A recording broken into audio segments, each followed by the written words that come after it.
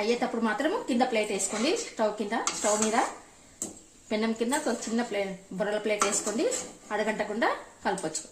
అడగంటదండి, శనగపిండి కదా, కొంచెం అడగంటది. ప్లేట్ వేసుకోండి స్టవ్ కింద కాదండి, పెన్నం కింద ఒక చిన్నది బొర్రల ప్లేట్ మాదిరి వేసుకుంటే ఇంకా అడగంటది మనకి. అయ్యే ముందర చూడండి ఇట్లా బాగా అయింది కదా. ఉల్లిగడ్డలు అనేటివి ఎక్కువ ఉండాలి. కొంచెం ఉల్లిగడ్డలు ఎంత బాగా కనిపిస్తున్నాయి కదా.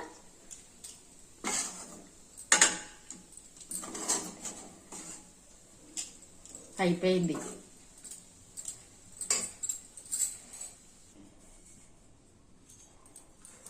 కర్రీ చూడండి ఎంత పొడి పొడిగా వచ్చింది కదా.